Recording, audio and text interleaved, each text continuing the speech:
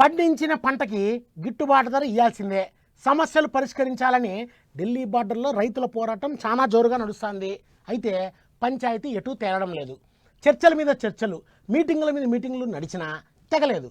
అయితే డిమాండ్లు తీరేదాకా కదిలేదే లేదని పట్టుబట్టిన రైతన్నలు ఇప్పుడు ఏం చేస్తున్నారో ఓసారి అటుపై చూసి రావాలా, అది మన బాధ్యత.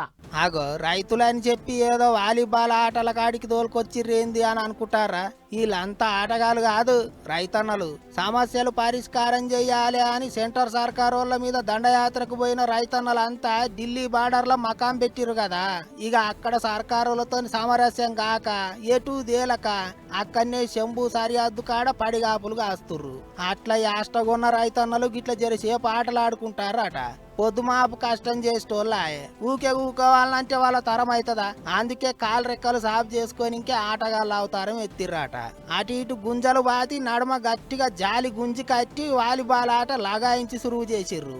నాగలి బట్టి దుక్కి దున్నుడే అనుకున్నాం గాని ఆట సుత జోరుగా ఆడిర్రు. కోచింగ్ గీచింగ్ ఏమి లేదు, సరిసి కొడితే శంగు నెగిరి అవతలికి పోతున్నది.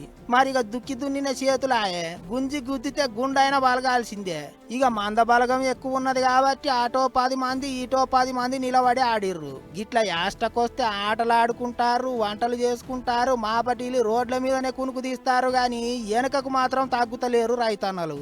అందాజ నెల రోజుల బట్టి ఇల్లు పెండ్లాం పిల్లలు పనులన్నీ ఇడిచిపెట్టి ఇగలేని లడాయి చేస్తున్నారు. మరిగ సెంటర్ సర్కార్ వాళ్ళు ఎప్పుడు కనికరిస్తారో, రైతులు ఎప్పుడు మళ్ళా ఇంటి బాట పడతారో గాని జర పెద్ద మనసు చేసుకొని సోంచాయించి ఏదో ఒకటి దబ్బిన తెలియజెప్పాలి అంటున్నారు రైతుల తిప్పలు చూస్తున్న పబ్లిక్.